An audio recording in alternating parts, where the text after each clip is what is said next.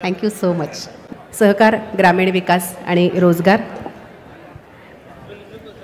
यामध्ये Vidyadhar Anaskar sir, doctor Neeraj Hatekar sir आणि जयराज साळगावकर ही 3 तज्ज्ञ मंडळी सहभागी आहेत आपल्यासोबत.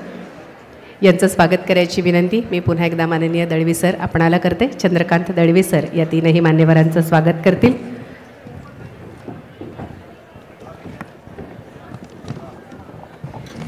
विजय चोरमारे सर आणि डॉक्टर विजय कुंभार सर आपल्याच रयत शिक्षण संस्थेचा एक मोठा भाग असलेले या विषयातले तज्ज्ञ म्हणून सर आपल्यासोबत आहेतच आणि ते आज या कार्यक्रमाचे संवादक म्हणून सुद्धा आहेत. विद्याधर अनासकर सर यांचा परिचय जेव्हा ही मंडळी बोलायला सुरुवात करतील त्यावेळेला त्यांचा परिचय आपल्याला करून देतीलच. दोघंही जण करून देतील. विजय चोरमारे सरही करून देतील आणि विजय कुंभार सरही करून देतील. डॉक्टर नीरज हातेकर या सत्रामधले आपले पुढचे मान्यवर. रामदास फुटाणे सरांच्या हस्ते.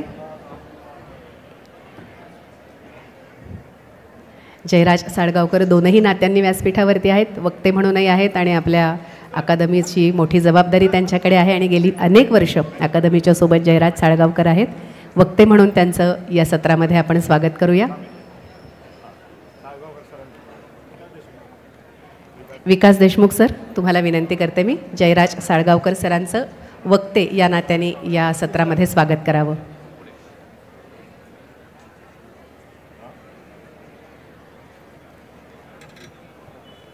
तुमच्या लायब्ररीमध्ये विजय चोरमारे सरांची काही पुस्तकं नक्की उपलब्ध असतील. ती तुम्ही जरूर वाचा कारण ती कुठेतरी आपल्या सगळ्या प्रवाहाशी निगडीत आहेत. त्यातलं म्हणजे शरद पवार आणि महाराष्ट्र खंड 1, कर्तृत्ववान मराठी स्त्रिया हे एक पुस्तक. प्राध्यापक ND पाटील यांचं चरित्र सरांनी लिहिलेलं आहे, तेही कदाचित आपल्या लायब्ररीमध्ये असेल. शाहीर पिराजीराव सरनाईक यांचं चरित्र विजय चोरमारे सरांनी लिहिलेलं आहे. अशी काही पुस्तकं त्यांची उपलब्ध असतील तर जरूर वाचा. ते आज संवादक म्हणून आपल्या सत्रात सहभागी आहेत. आणि पुढचा सन्मान आपण विजय कुंभार सरांचा करतो आहे, जे आपल्याच कॉलेजचे आपलेच प्रतिनिधी आहेत आणि या विषयातले तज्ज्ञ असल्यामुळे संवादक म्हणून या सत्रामध्ये सहभागी आहेत. संमेलन कार्यवाह या नात्याने गौरव फुटाणे डॉक्टर विजय कुंभार सरांचा सन्मान करतील. बँक मॅनेजमेंट DG कॉलेजचे विभाग प्रमुख म्हणून डॉक्टर विजय कुंभार सर तुम्हाला सगळ्यांना परिचित आहेत. कर्मवीर भाऊराव पाटील युनिव्हर्सिटीचे इन्चार्ज रजिस्ट्रार आहेत सर आणि रयत सेवक बँकेचे माजी चेअरमन. बँकिंग सर्व्हिसेसमध्ये डॉक्टरेट आहे सरांची आणि आज या संमेलनाच्या या सत्रामध्ये ते संवादक या नाते. निदान तुमच्या सरांसाठी तरी जोरदार टाळ्या वाजवा. आज या जागतिक मराठी अकादमीच्या व्यासपीठावरती आपले सर संवादक या नात्याने आहेत, याचा आपल्या सगळ्यांना मनापासून आनंद आहे. आणि या सत्राला आपण सुरुवात करतो. या सत्रानंतर लगेचच संमेलनाच्या समारोपाचं सत्र सुरू होणार आहे, त्यामुळे तुम्ही सगळ्यांनी समारोपापर्यंत जरूर थांबा. पुढची सूत्र मी कुंभार सरांकडे आणि विजय चोरमारे सरांकडे देते. सुरुवात करतो. पुन्हा एकदा सगळ्यांना नमस्कार. नवीन सत्र, नवे पाहुणे, नवा विषय. मगाशी आपण काही तांत्रिक गोष्टींच्या संदर्भात समजून घेतलं, आता आर्थिक गोष्टींच्या संदर्भात समजून घेणार आहोत. म्हणजे तसे दोन्ही विषय कला शाखेच्या लोकांना खूप क्लिष्ट, किचकट आणि गुंतागुंतीचे वाटणारे, पण त्या संदर्भात अत्यंत सोप्या भाषेत समजेल अशा भाषेत सगळं आपल्याला इथं माहिती मिळते, समजून घेता येते. आता आपल्यासमोर इथं 3 महनीय व्यक्ती उपस्थित आहेत. एक आहेत विद्याधर अनासकर साहेब, हे सहकार बँकिंग या क्षेत्रातले तज्ज्ञ आहेत. राज्य सहकारी बँक, आपण त्या भूतकाळाबद्दल काय बोलायला नको, पण वर्तमान काळात त्यांनी खूप राज्य सहकारी बँकेच्या संदर्भात खूप उत्तम रीतीनं काम केलेलं आहे. दुसरे जयराज साळगावकर आहेत. भिंतीवरी काल निर्णय असावे, ही काल निर्णयाची वर्षानुवर्षाची भिंतीवरची परंपरा आहे. ती परंपरा तेवढ्याच समर्थपणे पुढे नेणारे आणि एकूण अर्थविषयाच्या संदर्भातले जाणकार असलेले जयराज साळगावकर आहेत. आणि तिसरे जे पलीकडं आहेत ते डॉक्टर नीरज हातेकर. म्हणजे आपण गेल्या काही वर्षात बघितलं की अनेक विद्वान, अनेक तज्ज्ञ सत्तेला सोयीचे सिद्धांत मांडत असतात, सत्तेच्या सोयीची कामं करत असतात आणि भविष्यातल्या लाभांचा विचार करून काही गोष्टींची मांडणी करत असतात. मला वाटतं याला छेद देणारी काही माणसं, फार मोजकी माणसं देशाच्या पातळीवर आहेत, राज्याच्या पातळीवर आहेत. नीरज हातेकर त्यातले एक आहेत. आर्थिक विषयाच्या संदर्भात, आपल्या अवतीभोवती घडणाऱ्या आर्थिक गोष्टींच्या संदर्भात अत्यंत स्पष्टपणे वस्तुनिष्ठ मांडणी गेली काही वर्षे सातत्यानं डॉक्टर नीरज हातेकर सर करत आलेत. मग ते आपल्याला माहिती असेल, लाडकी बहीण योजनेच्या संदर्भातल्या आर्थिक गुंतागुंती असो किंवा महाराष्ट्रातल्या रोजगाराच्या संदर्भातलं वास्तव असो, सातत्यानं हातेकर सर या संदर्भातली वस्तुनिष्ठ मांडणी करत आलेले आहेत. लोकांना त्या संदर्भात साक्षर करत आलेले आहेत. कुणाचाही मुलाहिजा न ठेवता, कोणत्याही हितसंबंधांचा विचार न करता एखाद्या विचारवंतानं, एखाद्या अभ्यासकानं किती स्पष्टपणे आणि रोखठोकपणे मांडणी करायची असते, असं दुर्मिळातलं दुर्मिळ उदाहरण अलीकडच्या काळातलं, म्हणून मी मुद्दाम नीरज हातेकर सरांचा इथं उल्लेख करेन आणि सुरुवात त्यांच्यापासूनच करेन. तर हातेकर सर, आपण एकूण राज्याच्या आर्थिक स्थितीसंदर्भात, देशाच्या आर्थिक स्थितीसंदर्भात चर्चा करतो, बेरोजगारीच्या स्थितीसंदर्भात चर्चा करतो. आता मगाशी आम्ही आर्टिफिशियल इंटेलिजन्सच्या सत्रामध्ये एकूण त्याचे फायदे, त्यामुळे होणारी रोजगार निर्मिती, प्रभावित होणारे रोजगार, अशा गोष्टींची चर्चा केली. तर मला वाटतं आजच्या काळात रोजगार किंवा बेरोजगारी हा महाराष्ट्राच्या पातळीवरचा, देशाच्या पातळीवरचा अत्यंत गंभीर आणि असा चिंतेचा मुद्दा आहे. तर तुमचं या संदर्भातलं आकलन, आजच्या संदर्भातलं, आपण विशेषतः महाराष्ट्राच्या पातळीवर बोलू, महाराष्ट्रातल्या रोजगाराच्या संदर्भातली स्थिती काय आहे? रोजगाराची स्थिती लक्षात घेताना आपण फक्त बेरोजगारीचा दर किती आहे याच्यावर फक्त लक्ष केंद्रित केलं तर आपली मोठी चूक होते. उदाहरण जर द्यायचं, बेरोजगार आपण कुणाला म्हणतो? आपल्या आकडेवारीनुसार शासन जेव्हा म्हणतं की इतके लोक बेरोजगार आहेत, तेव्हा बेरोजगार म्हणजे कोण? तर जो काम शोधतो आहे पण त्याला काम मिळत नाही. काम शोधतो आहे तो गेले वर्षभर शोधतोय का, 6 महिने शोधतोय का? तर शासकीय आकडेवारीमध्ये जी व्यक्ती गेला आठवडाभर काम शोधते आहे पण जिला आतला 1 दिवससुद्धा 1 ताससुद्धा काम मिळत नाही, अशा व्यक्तींना आपण बेकार म्हणतो. आता याच्यामध्ये होतं काय? उदाहरण जर द्यायचं धरलं तर केरळमध्ये जवळजवळ 12% बेकारी आहे. झारखंडमध्ये 2.5%च बेकारी आहे. झारखंडमध्ये बेकारीचं प्रमाण खूप कमी आहे, केरळमधलं बेकारीचं प्रमाण जास्त आहे. कारण काय? तर केरळमध्ये गरिबीचं प्रमाण कमी आहे, मुलं शिकलेली असतात आणि त्यामुळे ती नोकरी शोधत असतात आणि चांगली नोकरी मिळेपर्यंत तगून धरायची त्यांची क्षमता असते. झारखंडमध्ये हे जे 2.5% का आहे? कारण तिथला जो आदिवासी तरुण आहे किंवा आदिवासी मुलगी आहे ती गरीब आहे. तिला जर उद्याची नोकरी मिळाली नाही, उद्या जर हाताला काम मिळालं नाही तर तिचा संध्याकाळी खाण्याचा प्रश्न असतो. मग ती काय करते? मग रस्त्यावर समजा ती बोरं जरी विकायला बसली तरी ती सेल्फ एम्प्लॉईड कॅटेगरीमध्ये एम्प्लॉईड म्हणून येते.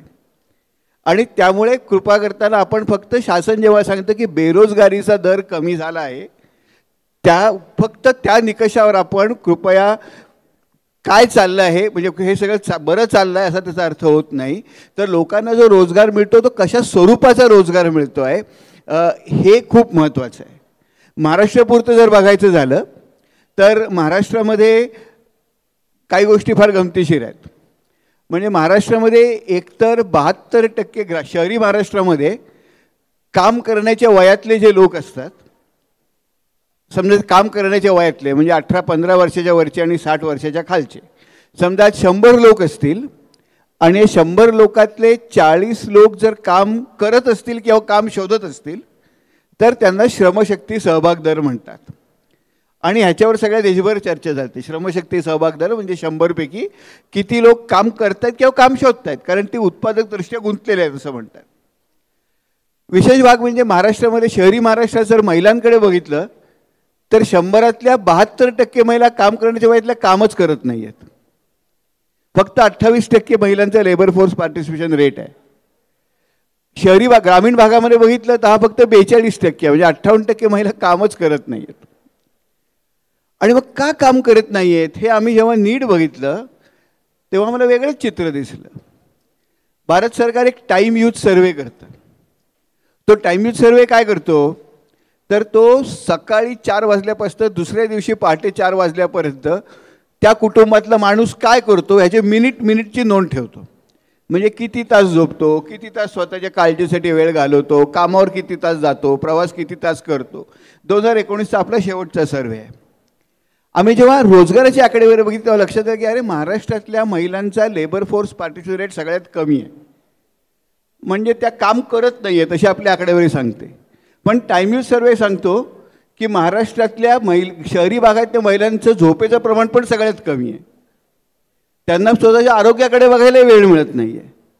म्हणजे ते काम करत नाहीत म्हणजे काहीच करत नाही आहेत का तर नाही, ते भयंकर काम करत आहेत. फक्त तुम्ही ते मोजत नाही आहात कारण तुमच्याकडे ते काम मोजायची प्रणाली नाही आहे.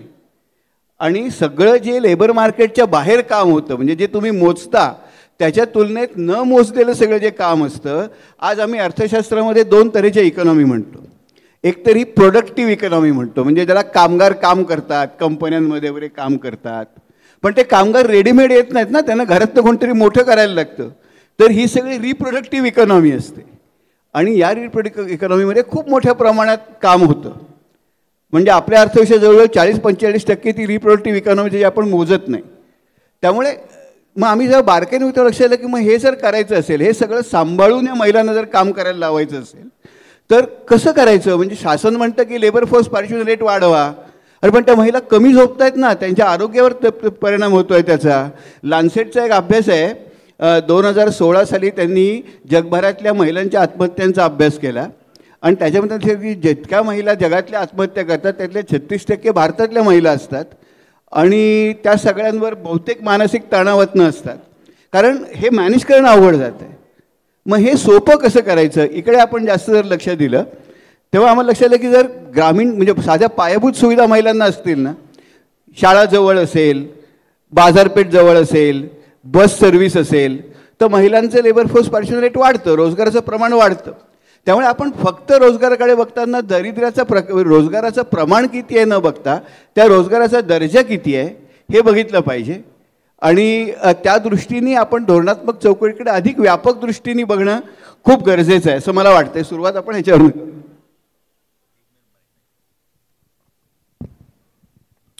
मी मध्येच त्यांच्या परवानगीने मध्येच बोलतो. सरांनी आता एक बेकारीची व्याख्या केली. सर आपण म्हणालात की एक मनुष्य आठवडाभर काम शोधतो पण त्याला काम मिळत नाही.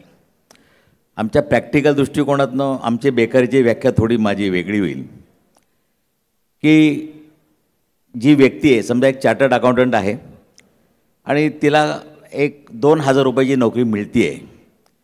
माझ्या दृष्टीने त्याला 2,000 रुपयाची नोकरी जरी मिळत असली तरी त्याची जी काही योग्यता आहे त्या योग्यतेनुसार त्याला जे मिळालं पाहिजे ते न मिळणं ही देखील एक बेरोजगारीच आहे असं मला वाटतं. काही वेळेला असं होतं, मग प्रॅक्टिकल उदाहरण देतो. माझा एक पुतणा आहे, तो सर्व्हर बांधतो, त्याला क्वालिफिकेशन नाही, डिग्री नाही, पण एक्सपिरियन्स आहे. तो परवा एका ठिकाणी गेला नोकरीला आणि त्याला एक विचारलं की तुझी अपेक्षा काय. त्या मालकाने सांगितलं आम्ही तुला 75,000 देऊ. त्याने सांगितलं मला 1.5 लाखाचा पॅकेज पाहिजे. माझ्या मते हा बेरोजगार नाही, याला आपल्या कॅपॅसिटीची नोकरी मिळत असताना तो करत नाही, हा रोजगारीवरच आहे. त्यामुळे एकंदरीत बघायला जाल, मी IPPSची परवा परीक्षा घेतली, त्यामध्ये 40 लोक अभियंता क्लेरिकल पदासाठी पात्र ठरले. मी ज्या मुलाखतीत सांगितलं मला इतकं वाईट वाटलं की एवढ्या उच्च शिक्षिताला क्लार्क कसं म्हणायचं. तर माझ्या दृष्टीने ती एक बेरोजगारीच आहे, कारण का त्याच्या योग्यतेनुसार त्याला काम मिळालेलं नाही. जरी उपजीविकेपुरतं मिळालं असलं तरी तो बेरोजगारच आहे. म्हणून मी त्यांना असोसिएट हे देऊन त्याला काहीतरी 10% 20% पगारवाढ दिली. तर बेरोजगारीची व्याख्या करत असताना याचाही संदर्भ विचार करणं आवश्यक आहे असं मला वाटतं.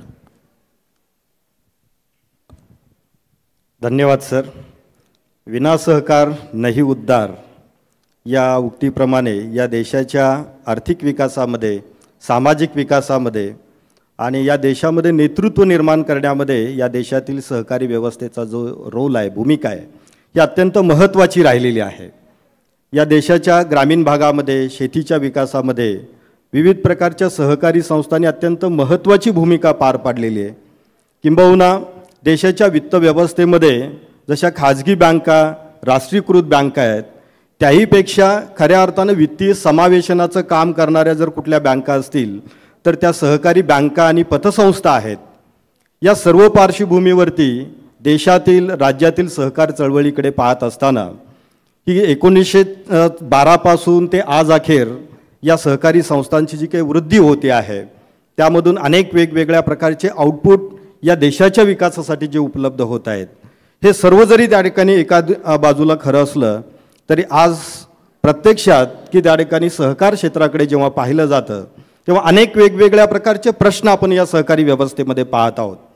आज बँकिंग विषयाचा, सहकार विषयाचा शिक्षक म्हणून मी त्या ठिकाणी काम करत असताना समोर बसलेला हा जो काही युवा वर्ग आहे की यांना या सहकार क्षेत्राविषयीची गोडी फारशी त्या ठिकाणी वाटत नाही, असंही त्या ठिकाणी आम्हाला फिलिंग्स होत आहेत.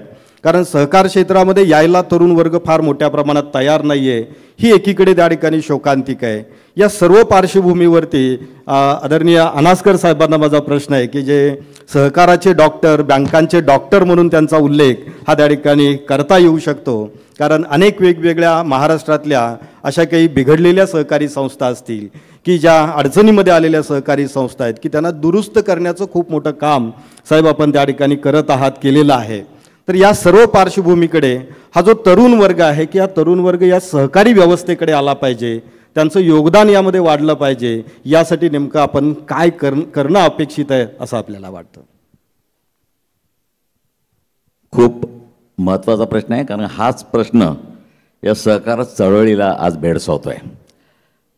तुम्ही आमच्या साधं एक बँकेचं उदाहरण घ्याल तर आमच्याकडचा सहकारी बँकांकडचा कस्टमर आज हे 55 ते 60 वयोगटातला दिसतो. माझ्याकडे कोणी यंगस्टर येताना आपल्याला दिसत नाही. आणि असं जर पुढं राहिलं तर कालांतराने माझा कस्टमर ग्राहक 80 वर्षाचा होईल.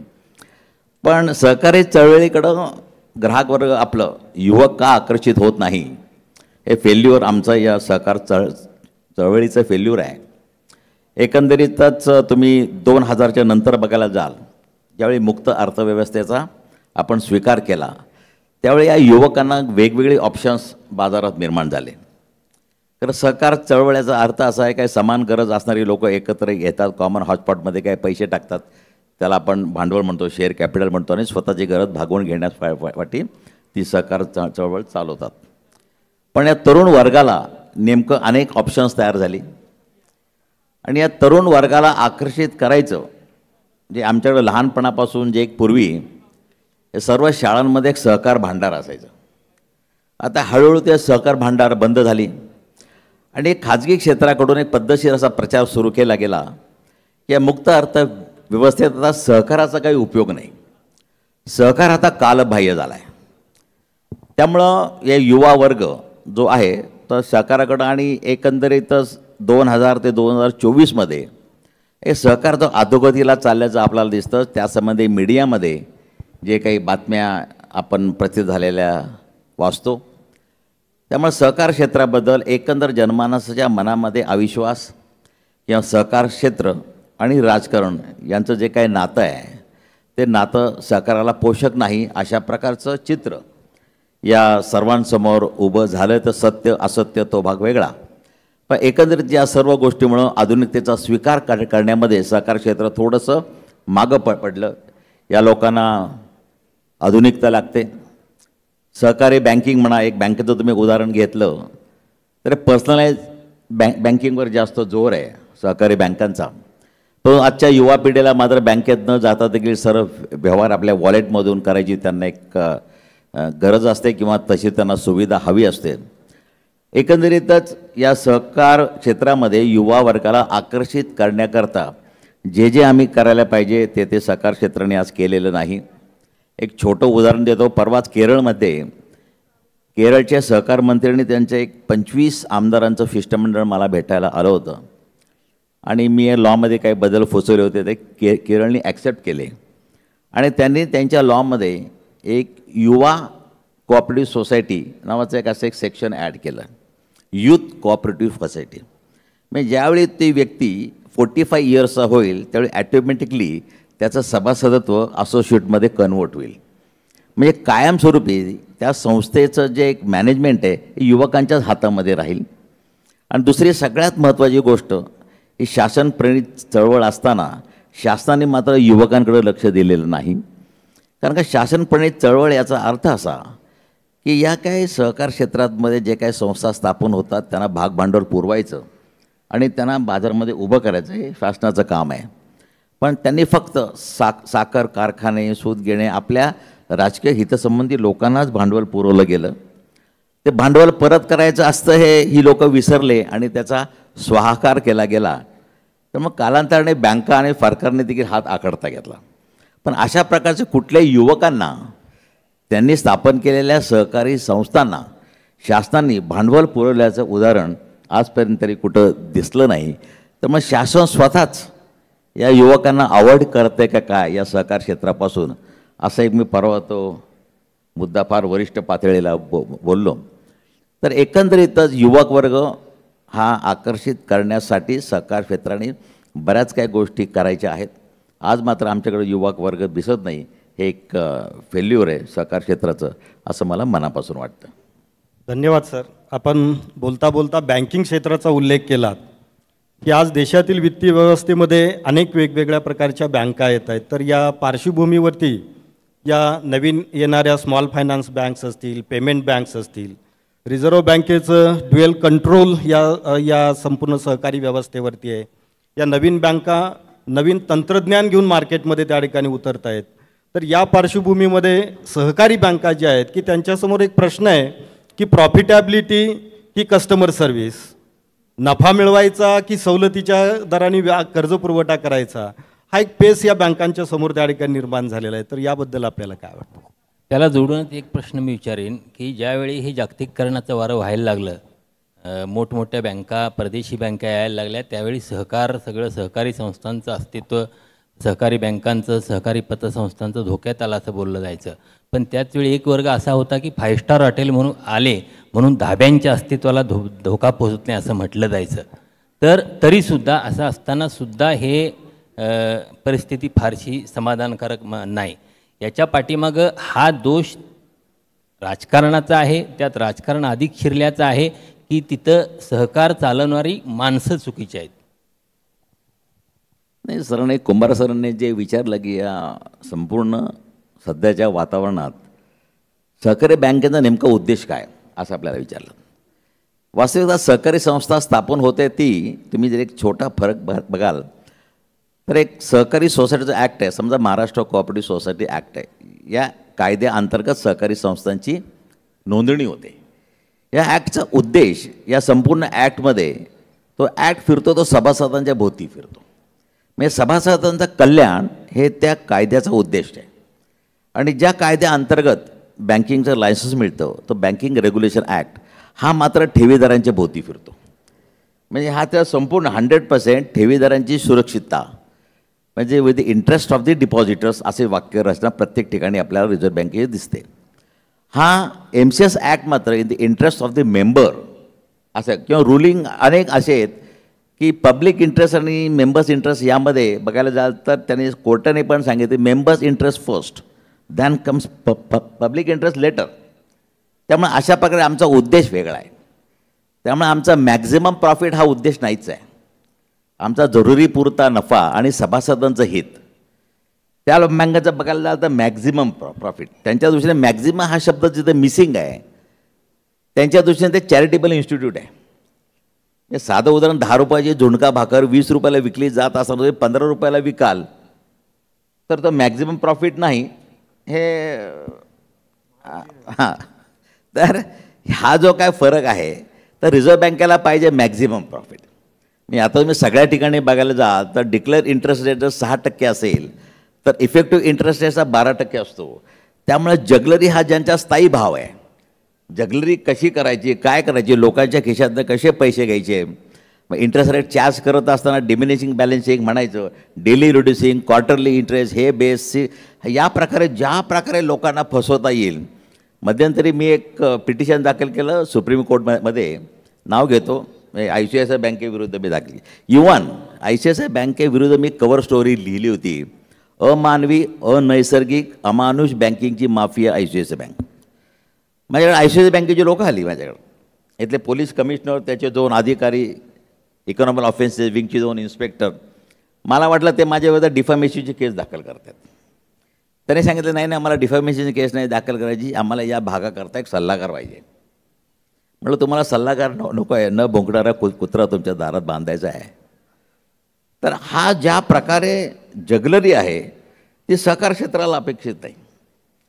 इवन किंबहुना तुम्ही असं जरी म्हणाल तरी सहकार क्षेत्राला अशी जगलरी करता येत नाही, तेवढी बुद्धिमत्ता नाही असं म्हटलं तरी चालेल आम्हाला एक वेळ. परंतु मॅक्झिमम प्रॉफिट आणि नैतिकता, नीतिमत्ता मध्ये मी तुमच्या स्टुडंटपैकी एकाला सांगितलं की तुला जर काही करायचं नसेल तर प्रत्येक ज्या खाजगी क्षेत्राच्या बँकेच्या बाहेर एक कम्प्युटर लावून बस आणि फक्त एक पाटीली या बँकांचा मी लावलेला व्याजदर तपासून देतो आणि मग जेवढं मी तुम्हाला त्यातले चूक दाखवेन त्याच्या 25% फी मला द्या, तू कोट्यधीश होशील.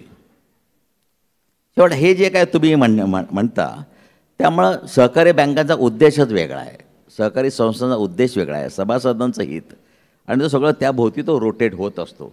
त्यामुळे मॅक्झिमम प्रॉफिट हा यांच्याकडे मिसिंग आहे, जरुरी पुरता नफा हे यांचं खरं ध्येय आहे. त्यामुळे तुम्हाला हा फरक झालेला दिसतो. सरांचा प्रश्न मला कळला नाही सर थोडा.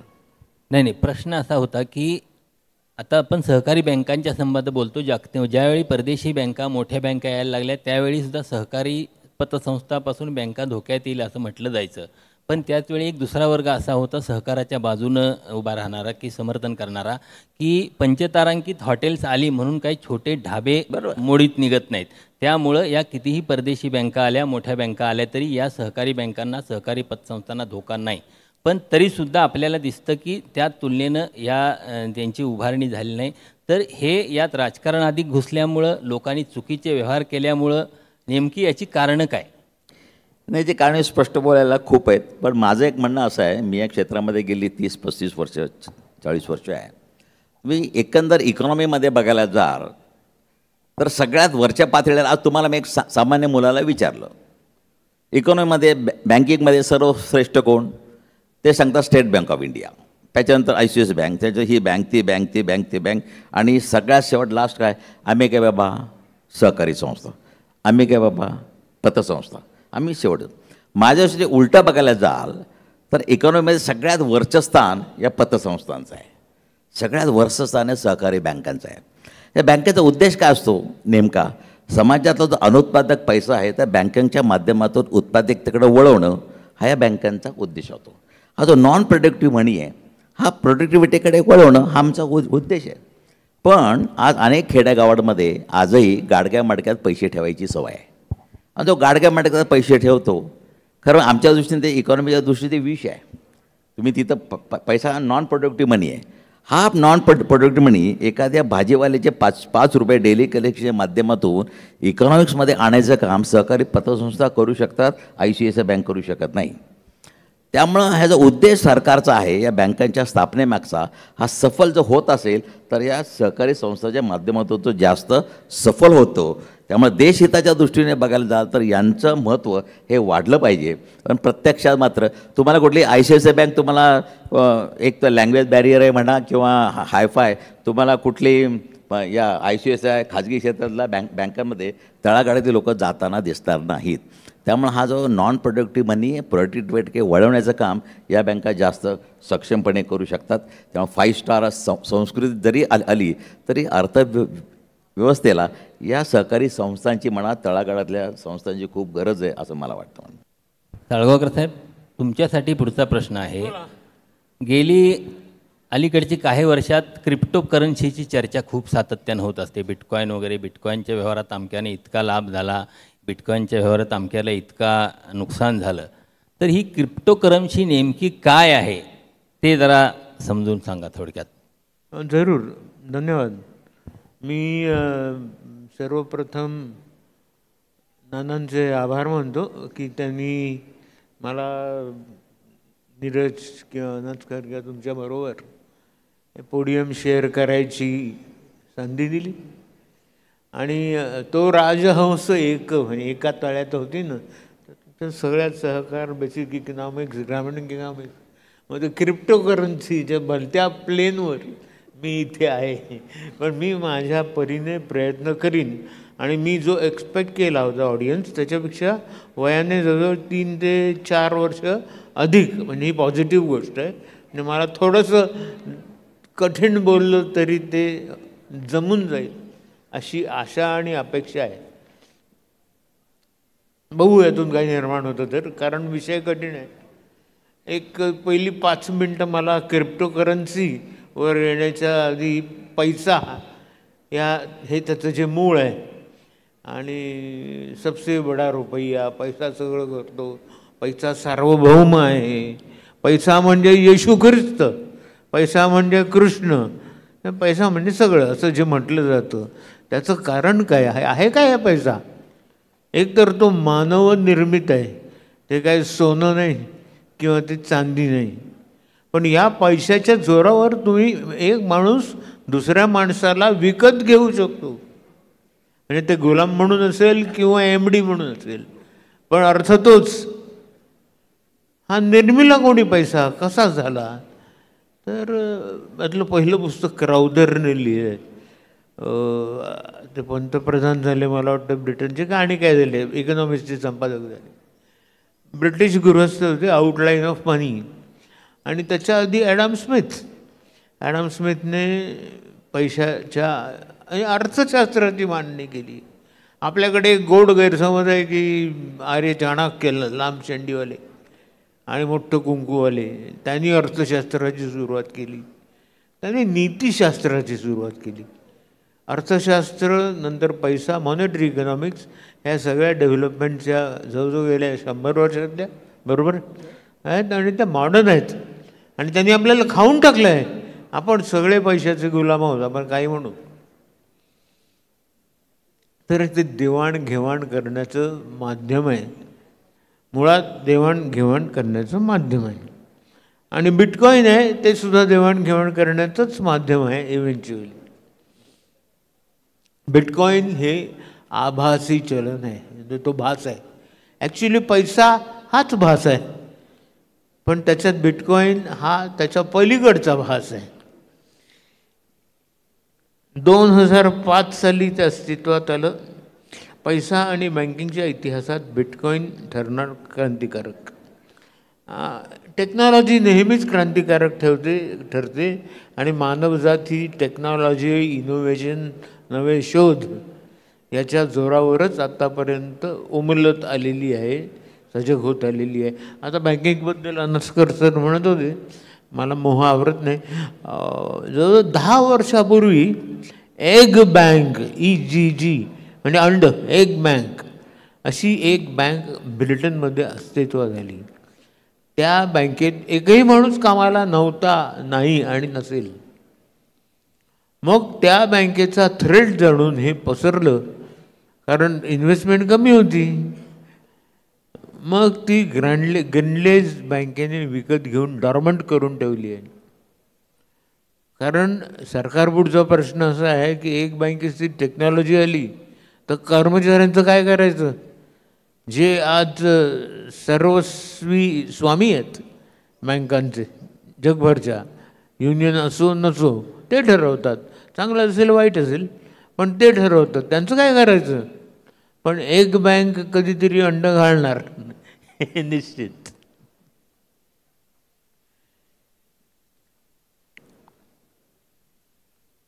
बिटकॉईनचा जो कारभार आहे ना तो पूर्वी सिंगापूरमधून चालायचा. असं झालं, मी न्यूयॉर्कमध्ये माझ्या मुलीकडे होतो आणि ती म्हणाली बाबा चल गंमत बघवतो.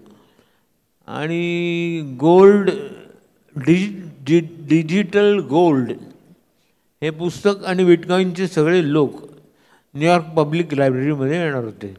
व्हेंचर कॅपिटलिस्ट येणार होता, न्यूयॉर्क टाइम्सचा टेक एडिटर येणार होता. तर मला त्यांच्याशी रिॲक्ट करायची संधी मिळाली आणि ते बोलतात, छान बोलतात. त्याच्यामधून मला हे पुस्तक बिटकॉईन लिहायची कल्पना आली. आणि ज्या साली 18 साली बिटकॉईनने सुरुवात केली कमर्शियल किंवा पैशाच्या जगतात फेरे मारायला. त्याच वर्षी हे पुस्तक मी लिहिलं. इट वॉज अ कोइन्सिडन्स, पण झालं खरं. त्याच्या आधी 2010 हा सातोशी नावाचा माणूस ज्याने बिटकॉईनचा शोध लावला तो नाहीसा झाला होता. तो अजूनही कुठे आहे ते माहीत नाही. आता याचं काय आहे, माझं एक तत्त्वज्ञान आहे, तुम्हाला सांगतो, तुम्ही ते त्याचा विचार करा. ज्या धंद्याला तत्त्वज्ञान नसतं ना, फिलॉसॉफी, तो धंदा चालू शकत नाही. धंद्याचा कणा ही त्याची फिलॉसॉफी असते. याचं सगळ्यात मोठं आजचं उदाहरण हे गुगल हे आहे. गुगल फिलॉसॉफी अशी आहे की गुगल लोकांना फसवायला स्कीम्स काढत नाही किंवा कुठलीही ॲक्टिव्हिटी अशी करत नाही की त्या गुगलर्सच्या ती विरुद्ध असेल. कालनिर्णयाचंही हेच आहे. कालनिर्णयाने सुरुवातीपासून स्वतःची फिलॉसॉफी, न्यूट्रल राहायची फिलॉसॉफी, कोणाचीही बाजू घ्यायची नाही. अनेक संत बिंत आमच्याकडे येतात, आमचं छापा आम्ही तुम्हाला हे देतो. We don't tolerate that is not our job. तर ती फिलॉसॉफी ही बिटकॉईनची ताकदवान आहे. आणि ती इतकी ताकदवान आहे की एके दिवशी ती अमेरिकेच्या फेडला आव्हान देणार आहे.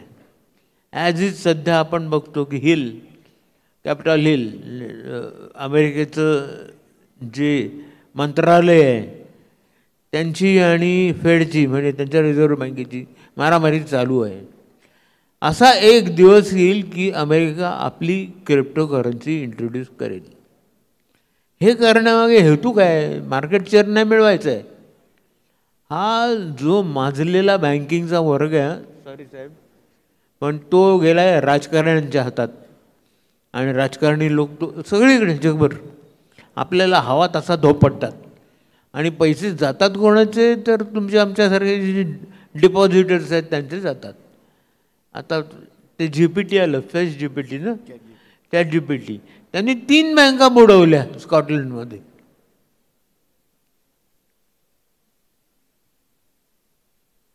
AI किती बँका बुडवेल ते सांगता येत नाही. सावंतसाहेब बसलेत, त्यांना कदाचित कल्पना असेल पण ते बोलणार नाही, ते मला माहिती आहे. तर हे म्हणजे असं म्हणतात की सध्या एलॉन मस्क हाच प्रेसिडेंट आहे अमेरिकेचा. आणि हे जे बसलेत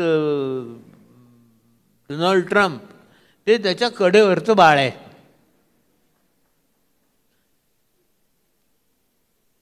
आणि लूट जनतेची होती हे वाईट वाटतं. हे एकमेकांना लुटतील ना तर काही हरकत नाही. तर याच्यामध्ये ज्ञानेश्वरीतला एक ओवी म्हणतो आणि थांबतो मी. कुबेर आतिला होय परी तो नेणे माझी सोय. कुबेर अतिला होय परी तो नेणे माझी सोय. संपत्ती मजसम नव्हे श्रीनाथही. मराठीत म्हणायचं तर मीच कुबेराहून संपन्न. अरे तो कुबेर काय, मी त्यापेक्षा श्रीमंत आहे आणि माझ्याकडे लोकांचे पैसे आहेत. लक्ष्मीपतीहूनही ऐश्वर्य. मीच शब्द, मीच सिद्ध, मीच शुद्ध, मीच सिद्ध. ब्रह्मदेवही पडला हलका. असा हा माज आहे. जे ICICIचे लोक 4 यांच्याकडे आले होते ना कन्सल्टंट नेमायला, त्यांच्यात तोच माज त्यांच्यात आहे. आणि ही सहकार, मला अत्यंत आदर आहे सहकार मर्जीबद्दल. विखे पाटलांची मी काम केलं एकत्र, शरद पवारांबरोबर केले. त्यांची ताकद, त्यांची व्हिजन, ज्या रीतीने ते झालं की विख्यानी कारखाना काढला आणि आज ज्या प्रकारे होत आहे त्या जमीनच माझा फरक आहे. अख्खा कारखानाच गिळतात. तर त्यामुळे बदलायचं असेल तर करन्सीचे नियम बदलायला लागतील, नवीन करन्सीज यायला लागतील. आणि त्या करन्सीज रिझर्व्ह बँकेच्या कंट्रोलमध्ये असता नयेत. त्या करन्सी स्वायत्त असल्या पाहिजेत, त्या लोकांच्या करन्सीज लोकांनी ऑपरेट केल्या पाहिजेत आणि ते बिटकॉईन करते. म्हणून मी बिटकॉईनला सुरुवातीपासून सपोर्ट देतो आहे. खूप शिव्या खाल्ल्या टनावारी, लोकांनी बदनामी केली, हा एजंट आहे, हा काहीतरी पॉन्झी स्कॅम आहे, हे विकायला आलेत. अरे ते बिटकॉईन ना, त्याला कागदाची किंमत नाही, कारण त्याच्यात कागदच नाही, डिजिटल आहे ना. तर मी इथे थांबतो. परत वेळ असेल तर माझ्याकडे या, नसलात तरी मला जे काय बोलायचं मी बरंचसं बोलून घेतलेलं आहे. धन्यवाद. तुम्ही अनस्कर सर, तुम्ही बोलणार आहे बिटकॉईन संदर्भात काय? नाही, समोर सगळा युवा वर्ग आहे. बिटकॉईनची निर्मिती कशी झाली, अमेरिकन इंटेलिजन्स त्यांना स्वतःच्या काही गोष्टी बाहेर जगाला कळू द्यायच्या नव्हत्या वगैरे वगैरे वगैरे. बिटकॉईनचं रेट त्यांनी 21 लाख मिलियनची फक्त 2060पर्यंत निर्मिती करायचं ठरवलं. मायनिंग कसं होतं, वॉलेट टू वॉलेट, ह्या सगळा विषय बाजूला ठेवू एका बाजूला.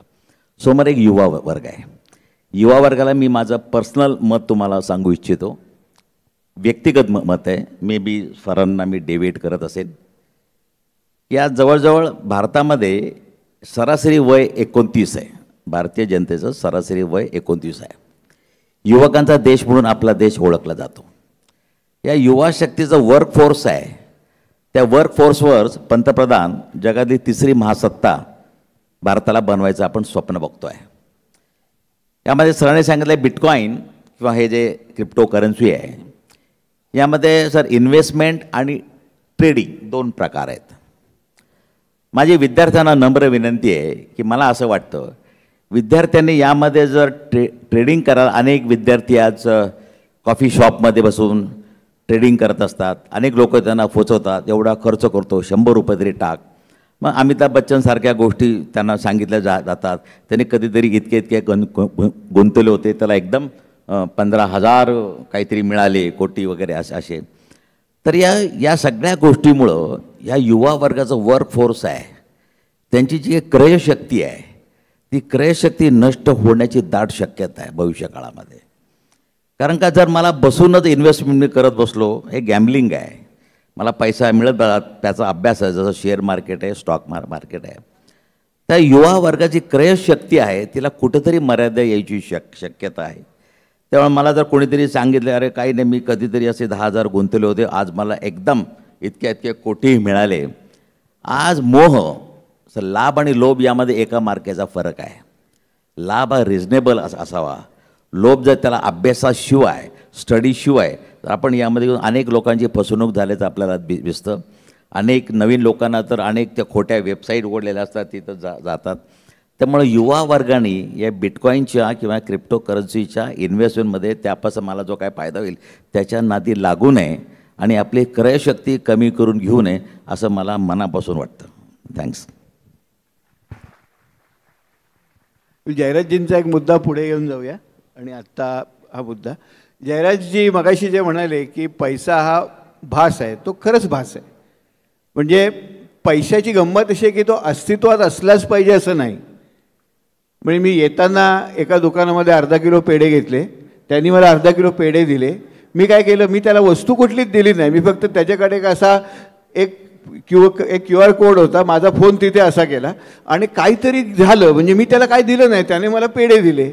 आता त्याने ते का घेतलं, कारण तो जेव्हा ते पेढ्याच्या खवा आणत असेल त्या खवावाल्याकडे जाऊन तो सुद्धा असाच QR कोड करणार आणि त्याच्याकडे वस्तू त्याला काही मिळत नाही आहे, पण त्याच्या बदल्यात त्याला खवा मिळतो आहे. म्हणजे पैसा नक्की आहे काय, तर पैसा ही गोष्ट अस्तित्वात असायलाच पाहिजे असं काही नाही. काहीतरी कॉन्क्रीट गोष्ट, लोकांचा फक्त विश्वास लागतो की हा पेढा माझ्याकडनं त्यांनी मला पेढा का दिला अर्धा किलो मी असं केल्यावर, कारण त्याला माहिती आहे की त्याने सुद्धा असं केल्यावर त्याला खवा मिळणार आहे. त्याचा जर त्याच्यावर विश्वास नसेल की मी हे दाखवल्यावर मला खवा देतील तर तो माझ्याकडनं येणार नाही. त्यामुळे पैशाचा सगळ्यात अंडरलाईन गोष्टी ट्रस्ट आहे, समाजाचा त्याच्यावर विश्वास असायला पाहिजे. एक जुनी गोष्ट आहे, कावथ्याच्याच पुस्तकात बहुतेक असेल, correct me if I am wrong, तर मावरी आदिवासी एका बोटीतनं बरेच दगड घेऊन, तिथे दगड हे पैसा म्हणून वापरले जात होते. मावरी संस्कृती गोल गोल दगड असे, आणि ती बोट चालली होती आणि तो एक व्यापारी होता, तो काहीतरी खरेदी करायला चालला होता. ती बोट वाटेत बुडली. आपल्याला वाटेल की ह्याचा पैसा गेला आणि ह्याचा धंदा बुडेल, त्याचा धंदा नाही बुडला. ते पैसे समुद्राच्या तळाशी आहेत सगळ्यांना माहिती आहेत. त्यामुळे त्याने सांगितलं आता हे समुद्रातल्या तळातले पैसे तुझे, आणि पुढचा जो आहे ते समुद्रातल्या तळातल्या पैशावरच व्यवहार करतो, कारण सगळ्यांना माहिती आहे की ते तिथे आहेत. तर पैशावर विश्वास असणे, अर्थव्यवस्थेचे 2 भाग असतात. एक तर हा सगळा फायनान्शियल भाग, तो करतो काय तर अर्थव्यवस्थेतले व्यवहार अधिक सुलभपणे करता येतील हे बघतो. खरी अर्थव्यवस्था काय असते तर वस्तू आणि सेवांची निर्मिती खरी अर्थव्यवस्था असते. म्हणजे अर्थव्यवस्थेत चपला किती निर्माण झाल्या, शर्ट किती निर्माण झाले, ट्रक किती निर्माण झाले, रस्ते किती बांधले गेले, या वस्तू आणि सेवा, वैद्यकीय सेवा किती तयार झाल्या, शैक्षणिक सेवा किती तयार झाल्या, इतर करमणुकीच्या सेवा किती तयार झाल्या. तर जे वस्तू तयार होतात, वस्तू आणि सेवा, त्याला मी रिअल इकॉनॉमी म्हणतो. आणि खरी अर्थव्यवस्था रिअल इकॉनॉमी असते. पण या रिअल इकॉनॉमीमधले व्यवहार जर विनिमय जर व्यवस्थित व्हायचे असतील तर तिथे तर एक चलनाची आवश्यकता असते जे हे व्यवहार विनिमय करू शकेल. उदाहरणार्थ समजा मी ज्या पेढेवाल्याकडे गेलो, त्या पेढेवाल्याला मी जे पैसे दिले त्यातनं त्याला शर्ट घ्यायचं असेल आणि तो मला म्हटलं की तू मला एक शर्ट दिलास तरच मी तुला अर्धा किलो पेढे देईन, तर व्यवहार होणार नाहीत ना. म्हणून हे व्यवहार होण्यासाठी जे एक मीडियम ऑफ एक्सचेंज लागतं, आणि जे मीडियम ऑफ एक्सचेंज वास्तवात असायला पाहिजे असं काही नाही. या वस्तू इतर लोक आपल्याकडनं घेतील हा विश्वास लोकांना लागतो. तर हा विश्वास जो आहे, म्हणून क्रिप्टोकरन्सीसारखे जे सेफ एक्सचेंजेस असतात ते होऊ शकतात. पण त्याचा धोका फक्त असा आहे, म्हणजे क्रिप्टोकरन्सी जयराज जे म्हणाले ते मलाही मान्य आहे की क्रिप्टोकरन्सी सगळी चलनाची साधनं, विनिमयाची साधनं ही डिसेंट्रलाइज का होऊ नयेत. तर ह्याच्यामध्ये महत्त्वाचा भाग असा आहे की जर पैशाला जर विश्वास हा जर बेसिस असेल तर त्या विश्वासाच्या मागे कोणतरी खंबीरपणे उभा असेल पाहिजे ना. म्हणजे तुमच्याकडे जर खिशात एक 500 रुपयाची नोट असेल तर ते 500 रुपयाची नोट ही नोट नाही आहे, त्याच्यामागे लिहिलं आहे रिझर्व्ह बँकच्या गव्हर्नरची सही आहे की हा कागद माझ्याकडे घेऊन आलात तर मी तुम्हाला 500 रुपये देईन म्हणून. तर मागे एक संस्थात्मक स्ट्रक्चर आहे ज्याच्यावर आपल्या सगळ्यांचा विश्वास आहे, म्हणून ते स्ट्रक्चर चालतं. जर डिसेंट्रलाइज आपण करन्सीज केल्या तर लोकांचा विश्वास त्याच्यावर कितपत राहील, आणि समजा ते म्हणजे तो विश्वास अनेक समजा मी माझं चलन सुरू केलं तर त्या चलनावर लोकांचा माझा विश्वास किती राहील, तो मी किती दिवस टिकवू शकेन. आणि मग अर्थव्यवस्थेचं जेव्हा नियंत्रण वायडर करायचं असतं तेव्हा महागाई फार वाढली अर्थव्यवस्थेमध्ये, तर रिझर्व्ह बँक म्हणते की आता आम्ही पतपुरवठा कमी करू. मग ते बँकांवर काहीतरी नियंत्रणं घालतात, मग बँका कर्ज देण्याचं प्रमाण कमी करतात, अर्थव्यवस्था पैशाचा व्यवहार कमी होतो. तर या सगळ्याचं नियंत्रण कसं करायचं हे 2 नवीन प्रश्न उभे राहतील. आणि एक सारांचा मुद्दा मी घेऊन पुढे जातो. मगाशी जो आपण भाग बघितला की ते म्हणाले की क्रयशक्ती कमी होईल, ते अर्थशास्त्रीय दृष्टिकोनातून जर बघायचं झालं तर आपण मगाशी जे म्हणालो की रिअल अर्थव्यवस्था जी असते, वस्तू आणि सेवा ज्या उत्पन्न होतात ती खरी अर्थव्यवस्था असते. आणि वस्तू आणि सेवा कोण उत्पन्न करतं तर माणसं उत्पन्न करतात. म्हणजे शेवटी अर्थव्यवस्था किती नीट चालली आहे याचं मूळ हे लोकांच्या कार्यक्षमतेमध्ये असतं, माणसांच्या कार्यक्षमतेमध्ये असतं. आणि माणसं कधी कार्यक्षम होतात जेव्हा त्यांच्यात गुंतवणूक होते. माणसांमध्ये गुंतवणूक करणे म्हणजे काय तर त्यांच्या शिक्षणात गुंतवणूक करणे, त्यांच्या आरोग्यात गुंतवणूक करणे, याला मी ह्युमन कॅपिटल म्हणतो. आणि जोपर्यंत ह्युमन कॅपिटलमध्ये इन्व्हेस्टमेंट्स होत नाहीत तोपर्यंत उत्पादक माणसं तयार होत नाहीत. मग उत्पादक माणसं जेव्हा तयार होत नसतात तेव्हा आपल्याला मग त्यांना जे नोकऱ्या मिळतात, त्यांना जे काम मिळतं ते मगाशी सर जे म्हणाले ते फार चांगल्या तऱ्हेचं मिळत नाही. आणि म्हणून मग अर्थव्यवस्थेमध्ये एक मोठा जो प्रश्न बेरोजगारीचा तयार होतो, कमी क्रयशक्तीचा तयार होतो, अर्थव्यवस्था वाढीचा दर कमी असण्याचा जो आता आपण म्हणतोय 5%सुद्धा आपला ग्रोथ रेट नाही आहे या वर्षी. म्हणजे गेल्या 2019पासून भारताचा ग्रोथ रेट 5%च्या आसपास आहे जेमतेम. आणि म्हणजे पूर्वी तो 6-6.5% तो कमी झाला. तर या सगळ्याचं मूळ आपण मला वाटतं शिक्षणाची गुंतवणूक करतो आहे, आरोग्याची गुंतवणूक करतो आहे, तिथे आपण कमी पडतो आहे. आणि हा महत्त्वाचा मुद्दा आपल्या चर्चेत आला पाहिजे. हां, तर हातेकर सर मुद्दा हाच तुम्ही ज्या मुद्द्यावर बोललात मी तिथंच येणार होतो, तुमच्याकडे तोच मुद्दा घेऊन येणार होतो की सरकार म्हणून असलेले प्राधान्यक्रम आपल्या गरजा म्हणजे आरोग्यसेवेची अवस्था अत्यंत चिंताजनक आहे. करोनाच्या काळात आपण बघितलं की सार्वजनिक आरोग्य व्यवस्था किती आपली दयनीय सार्वजनिक आरोग्य व्यवस्थेची अवस्था आहे. शिक्षणाच्या बाबतीतही तसंच आहे. म्हणजे ही 2 अत्यंत प्राधान्याची क्षेत्र असतानासुद्धा सरकारी पातळीवरून यासाठी केले जाणारी तरतूद पुरेशी नसते. तर मला वाटतं यात सरकारची भूमिका कशी असायला पाहिजे आणि ही जी अवस्था आहे ती सुधारण्यासाठी नेमकं काय करायला पाहिजे? मला वाटतं आपला शासकीय पातळीवर किंवा धोरणात्मक जो विचार आहे तो फार एकांगी आहे याबाबत. म्हणजे आपल्याला असं वाटतं की मोठे प्रोजेक्ट्स आपल्या देशात आले पाहिजेत. आपण मेक इन इंडिया कार्यक्रम राबवला आहे उदाहरणार्थ. आपण म्हणतो की भारतात येऊन प्रकल्पांनी गुंतवणूक करावी, पण हे आता शक्य राहिलेलं नाही. हे शक्य एवढ्यासाठी राहिलेलं नाही की हे पूर्वी चीनने केलं, पण चीनने जेव्हा केलं, चीनमध्ये आणि आपल्यामध्ये काही महत्त्वाचे फरक आहेत. एक तर फार मोठा फरक झाला आहे की या सगळ्या उद्योगांच्या व्हॅल्यू चेन आता जगभर झाल्या आहेत. आणि ज्याला म्हणजे उदाहरणार्थ ॲपल जर घेतलं तर ॲपल कुठलीच वस्तू निर्माण करत नाही. फॉक्सकॉन जे ॲपलसाठी तयार करतं चिप्स, फॉक्सकॉन तयार करतं. फॉक्सकॉनच्या मार्केट कॅपपेक्षा ॲपलचं मार्केट कॅप कित्येक पटीने जास्त. ॲपल काहीच वस्तू तयार करत नाही. तर जगातल्या ज्या व्हॅल्यू चेन्स आहेत त्याचा पहिला टप्पा जो डिझाईनचा असतो, R&D रिसर्च अँड डिझाईन असतं, शेवटचं मार्केटिंग अँड फायनान्स असतो. या दोन्हीमध्ये सगळ्यात जास्त व्हॅल्यू ॲडिशन आज आहे आणि असेंब्लीमध्ये सर्वात कमी आहे. त्याला व्हॅल्यू ॲडिशनचा सप्लाय कर्व, स्माईल कर्व म्हणतात. आणि हे सगळं जे असेंब्ली आहे हे सगळं आपल्यासारख्या गरीब देशांमध्ये टाकतात आणि सगळं महत्त्वाचं जिथे पैसा आहे, जिथे मूल्यवर्धन मोठ्या प्रमाणात आहे, हे सगळं परदेशात होतं. हे आपल्याकडे का होतं? कारण आपल्याकडे लेबर स्वस्त असतं. चीनमध्ये लेबर स्वस्त होतं असं, पण मधल्या काळामध्ये चीनने खूप मोठ्या प्रमाणात गुंतवणूक केली, शिक्षणात गुंतवणूक केली, आरोग्यात गुंतवणूक केली. त्यामुळे चीनमध्ये आता जो कामगार आहे तो आपल्यापेक्षा कैक पटीने कार्यक्षम आहे. आज आपल्यापेक्षा व्हिएटनाममध्ये शिक्षणाचं प्रमाण जास्त आहे. व्हिएटनामसारख्या देशामधल्या शाळा आपल्या जे जागतिक दर्जाच्या आहेत आणि म्हणून व्हिएटनामला आपण गरीब देश म्हणतो. त्यांचं दरडोई उत्पन्न आपले दीडपट आहे. व्हिएतनाम श्रीमंत देश आहे आणि आपल्याशी तो भयंकर स्पर्धा करतो आहे. त्यामुळे हे प्रकल्प जर आपल्याकडे यायचे असतील ते येणार नाहीत आणि ते यावेत म्हणून आपल्याला आपल्या खिशातून प्रचंड पैसा खर्च करायला लागतो. उदाहरणार्थ मेक इन इंडियामध्ये आपण ज्या सबसिडी 50% सबसिडी देतो. आता मध्ये महाराष्ट्र सरकारने सांगितलं की आम्ही टावरबरोबर एक प्रकल्प केलेला आहे, त्याच्यामध्ये 90,000 कोटी गुंतवणूक आहे आणि त्याच्यामध्ये 90,000 कोटी गुंतवणूकमध्ये 45,000 कोटी भारत सरकार घालणार आहे सबसिडी म्हणून. आणि नोकऱ्या किती तयार होणार आहेत? 15,000.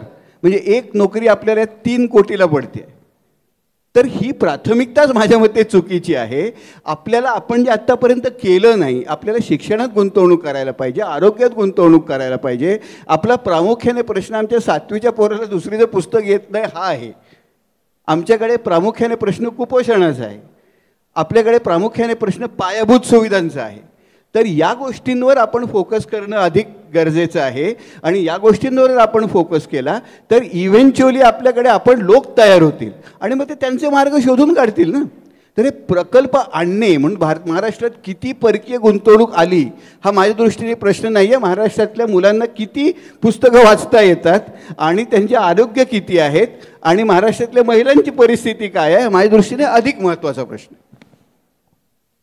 यानंतर आपण अनास्कर साहेबांच्याकडे वळूया. सहकार क्षेत्राच्या दृष्टिकोनातून सध्या सहकार मंत्रालयाची स्थापना करण्यात आलेली आहे आणि त्याला जोडून आपण या राज्यातील सहकारी शिक्षण आणि प्रशिक्षण सद्यस्थिती आणि याला अधिक गतिमान करण्यासाठी सहकाराला की या सहकारी शिक्षण प्रशिक्षण व्यवस्थेमध्ये काय करता येऊ शकेल यावरती आपण बोलावं. हा थोडा नाजूक प्रश्न आहे. कारण तुम्ही आत्ता सांगितलं की केंद्रामध्ये स्वतंत्र सहकार मंत्रालय स्थापन झालं, त्याच्याबद्दल अनेक डिबेट आहेत. या नवीन सहकार मंत्रालयाने नेमकं सहकार चळवळ सक्षम झाली आहे का, होती आहे का, नेमकं उद्दिष्ट काय? वास्तविक सहकार हा विषय राज्याच्या सूचीतला आहे, स्टेट लिस्टमधला विषय आहे आणि केंद्रामध्ये फक्त मल्टी स्टेट सहकारी संस्था येतात. त्यामुळं केंद्रामध्ये जे मंत्रालय स्थापन झालं 2021 साली स्वतंत्र अमितजी शाह फार काय नेतृत्व त्याला एक दिलं गेलं. तर फक्त त्यांचा उद्देश मल्टी स्टेट पुरताच मर्यादित आहे का? पण त्यांचे नेमकं आता त्यांचं धोरण जर तुम्ही बघितलं तर नवीन धोरण येतं आता. आधीचं धोरण 2000 साली वाजपेयी सरकारांच्या काळामध्ये सहकार धोरण राष्ट्रीय तयार झालं. त्याच्यानंतर 22 वर्षामध्ये नवीन धोरण कुठलं तयार झालं नव्हतं, ते आत्ता तयार होत आहे आणि धोरण आता पंतप्रधानांच्या टेबलावर आहे, ते बाहेर येईल. त्याने बघा यामध्ये हळूहळू थोडंसं सहकाराच्या मूळ तत्वांमध्ये बदल झालेला दिसतो.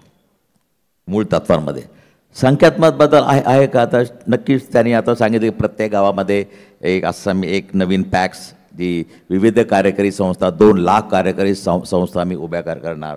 आणि बऱ्याच गोष्टी त्यांनी साखर इंडस्ट्रीला 10,000 कोटी रुपयाचे इन्कम टॅक्स सूट दिली. हे बूस्टिंग करणं, सवलत देणं वगैरे हा भाग वेगळा. पण पूर्वी सहकार म्हणजे समान गरज असणाऱ्या लोकांनी एकत्र येऊन त्यांची गरज भागवण्याचं एक चालू केलेली चळवळ, अशा प्रकारे ते सहकाराचं तत्व. आता मात्र या नवीन सहकार मंत्रालय स्थापन झाल्यानंतर त्याच्याबरोबर एक सामाजिकतेबरोबर एक कमर्शियलायझेशन किंवा एक व्यापारी वृत्ती पण या सहकारामध्ये त्यांनी जोडण्याचा प्रयत्न केला आहे. म्हणजे व्यापारी वृत्ती आणि सामाजिक वृत्ती यांचं एकत्रीकरण या नवीन धोरणामध्ये तुम्हाला दिसून येईल.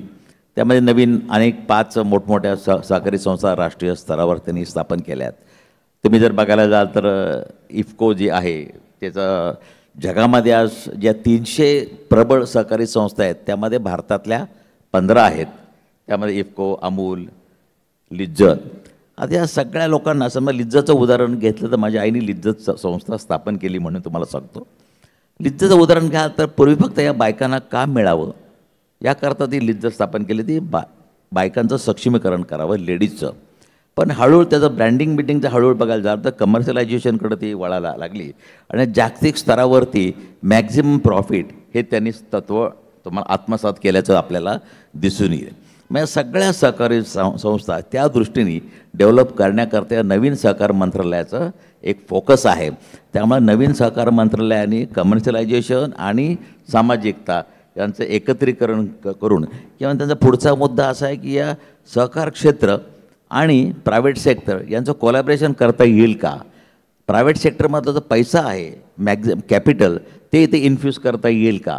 आणि यामधलं मनुष्यबळ हा तिकडं एकत्र करून एक सेक्टरमध्ये एक कोलॅबरेशन, 2 सेक्टरमधले कोलॅबरेशन करता येईल का?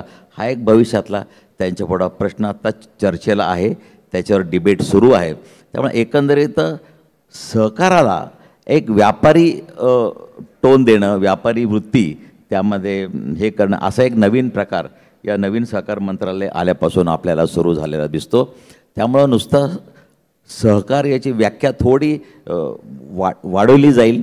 सहकाराची 7 तत्व आहेत, त्यामध्ये कालांतराने बदल होईल, निश्चितच बदल होईल. व्यापारी तत्व देखील त्यामध्ये येतील. आता भांडवलाला महत्त्व, सहकारात व्यक्तीला महत्त्व आहे. एक व्यक्ती एक मत. तुम्ही अमूलचा बघायला जा तर त्यांनी मध्ये असं केलं की जो जास्त प्रोडक्शन देईल त्याला 2 मताचा अधिकार दिला आणि तो यशस्वी झाला.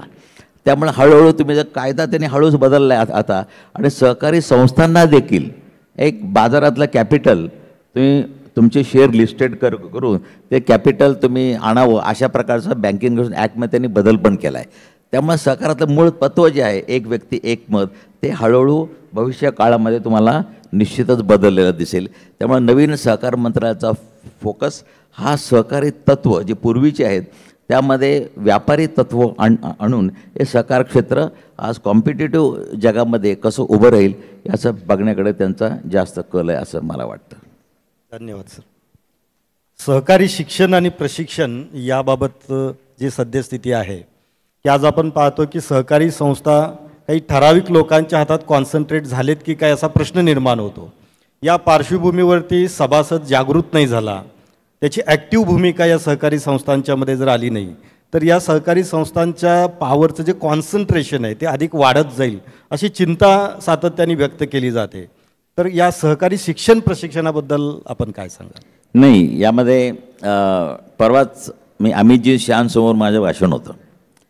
मी अमितजी शान स्टेजवर असताना मी बोलत होतो. मी त्यांना एक सांगितलं की थोडंसं स्पष्ट बोललो.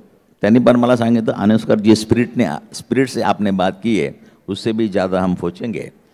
मी त्यांचं आपलं बोधवाक्य असं आहे की सहकार से समृद्धी.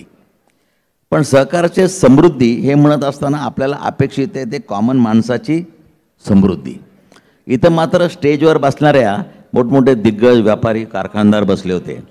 मी त्यांना म्हटलं इथं मात्र काय विशिष्ट लोकांची समृद्धी झाल्याचं आपल्याला दिसून येतं आणि याचं एक सामान्य माणसाची समृद्धी कधीच झाल्याचं दिसून येत नाही.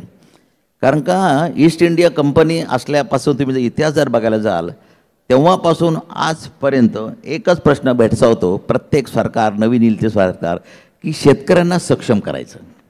आणि शेतकऱ्यांना त्या काळापासून पैशाची नीड कधी चुकलेली नाही. ब्रिटिश इंडिया काळापासून पण शेतकऱ्याला पैशाची गरज होती, आजही आहे. आजही एखाद्या चित्रकाराला सांगितलं एखाद्या शेतकऱ्याचं चित्र काढ, तर तो असाच चित्र काढतो की गरीब गंजलेला आबाळाकडं टक लावून बसलेला शेतकऱ्याचं चित्र. त्यामुळे कुठलेही सरकार गेलं तरी आजपर्यंत शेतकऱ्याला पैशाची गरज आजपर्यंत भागवलेली नाही, ही शोकांतिक काही वस्तुस्थिती आहे. त्यामुळं आज प्रत्येकाने सांगितलं की शेतकरी सक्षम करायचा, शेतकरी सक्षम करायचा. पण सहकारची समृद्धी असेल त्याची काहीतरी, हे तुम्ही बघा दख्खनचा इतिहास बघा, 1875 ते आपल्या सुपेला झालेलं म्हणजे आंदोलन, तेव्हापासून या पॅक्स तळागारापर्यंत 3 टायर सिस्टीम असेल, राज्य बँक असेल, जिल्हा बँक असेल, पॅक्स असतील, त्या मार्गाने शेतकऱ्याला सक्षम करणं. पण ते उद्दिष्ट आजपर्यंत कुठल्याही सरकारला गाठता आलेलं नाही. पहिल्या पंचवार्षिकमध्ये तर नेहरूंच्या काळामध्ये तर एक सहकारावर स्वतंत्र चॅप्टर होतं आणि त्या चॅप्टरमध्ये असं होतं की प्रत्येक गावामध्ये एक पंचायत पाहिजे, एक शाळा पाहिजे आणि एक सहकारी संस्था पाहिजे. हे पहिल्या पंचवार्षिक योजनेपासून आहे. पण आजपर्यंत सहकाराचा उद्धार झालेला दिसत नाही. तर आपल्याला निश्चितच यामध्ये राजकारण निश्चितच आहे. विशिष्ट म्हणजे मला असं म्हणावं लागेल की या सहकारी संस्थांमधले कॅपिटल देताना सहकारी संस्थांची निवड 2000च्या आधीपर्यंत योग्य प्रकारे झाली. 2000 नंतर मात्र सहकारी संस्थांची निवड झाली ती माझा पक्ष, माझी व्यक्ती, माझा आमदार, माझा खासदार त्याच्या बघूनच ती निवड केली गेली. आणि या लोकांना असं वाटलं की सहकाराचा पैसा सरकारचा कधी परत करायचा नसतोच. त्यामुळे सामान्य माणसापर्यंत तो शेतकऱ्यापर्यंत कधी कोणी पोहोचलंच नाही. त्यामुळे एकंदरीतच शिक्षणाबद्दल मी मध्यंतरी मला एक कमिटी नेमली होती आणि मी त्याचा अध्यक्ष होतो. मी 5वी पासून 11वी पर्यंत सहकाराचे धडे त्यांना तयार करून दिले. लेसन तावडे साहेब आपले शिक्षण मंत्री होते. पण आजपर्यंत एकाही सिलेबसमध्ये सहकाराच्या सक्सेस स्टोरी आल्याचं कुठं दिसलं नाही. ना अमोलची दिसली, ना लिज्जतची दिसली. त्यामुळे एकंदरीतच दुर्लक्ष असं वाटतं. त्यामुळे सहकाराचं प्रशिक्षण हे कृतीतनं विद्यार्थ्यांपर्यंत पोचलं पाहिजे, तरच सहकार रुजला जाईल, टिकला जाईल असं मला मनापासून वाटतं.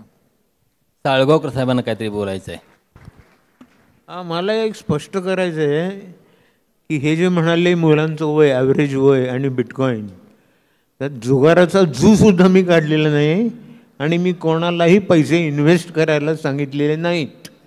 तर गैरसमज नसावा, मी बिटकॉईनचा सेल्समन म्हणून इथे आलेलो नाही. दुसरं म्हणजे सहकार हा, बिटकॉईन हा सुद्धा एका प्रकारचा सहकार आहे. ते डिसेंट्रलाइज्ड आहे ते, किंवा शेअरवेअर कम्प्युटरमधलं हाही सहकार आहे. ज्या क्षणी तुम्ही त्याच्यात पॉलिटिक्स आणता आणि मतं मोजायला लागता आणि पैसे वाटू लागता, तेव्हा जे काय आत्ता झालं ते होतं. त्याला मग आता कुठलीही तुम्ही चिकटपट्टी लावा किंवा टोपी लावा, हा करप्शनचा भाग हा मिक्स मॅचमुळे झालेला आहे. अदरवाईज सहकार इज सेक्रेट. एवढंच. मी फक्त सरांचा आदर आहेच माझा.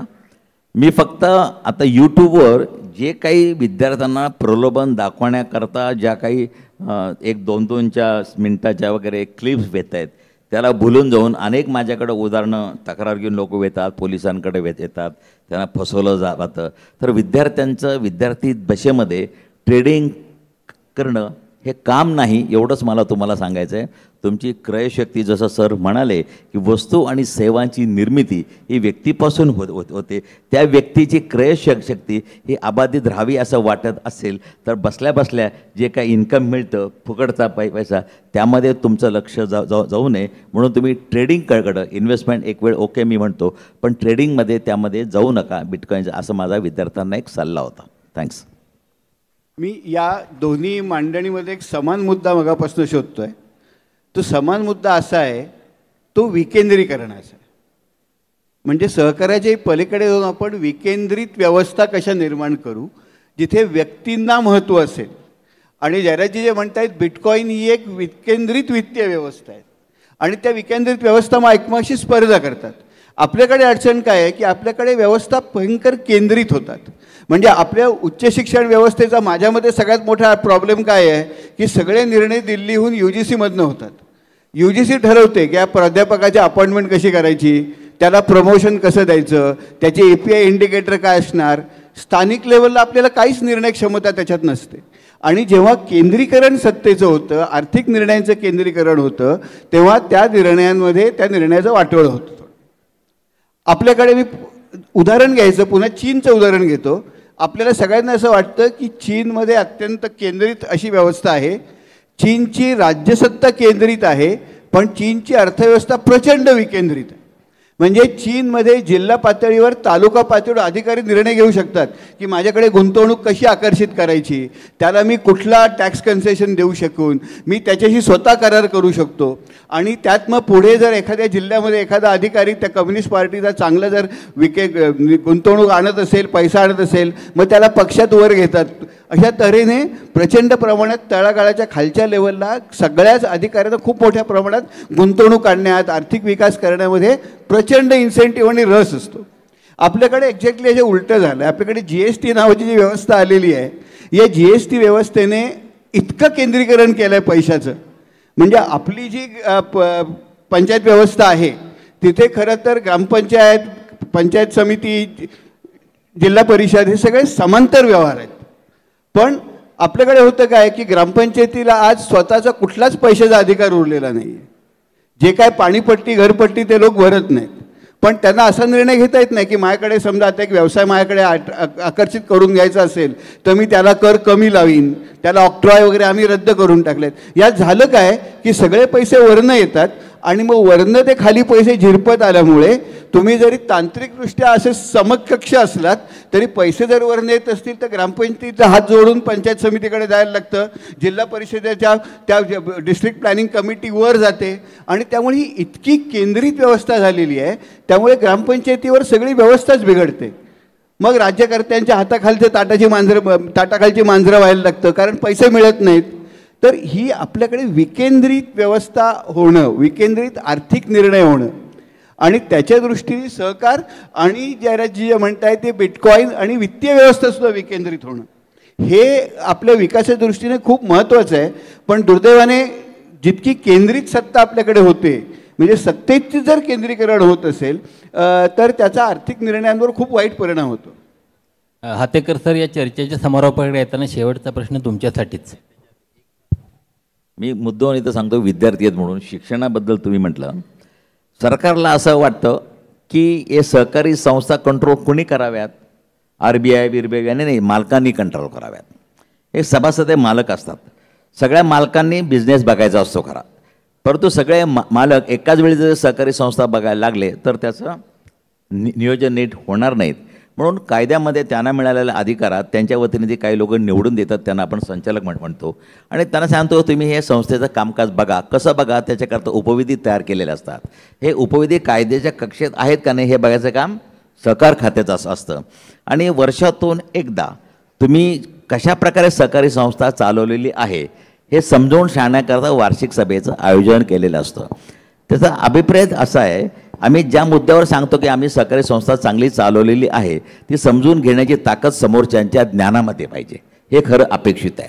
आज नेमकं तिथंच गडबड होते आणि समोरच्यांच्या ज्ञान. मी जर असं म्हणालो की माझी बँक मी उत्कृष्टपणे चालवलेली आहे, माझा करार भांडवल पर्याप्तता 12% आहे, रिझर्व्ह बँकमध्ये मिनिमम 9% पाहिजे, माझा 12 आहे, टाळ्या वाजतात.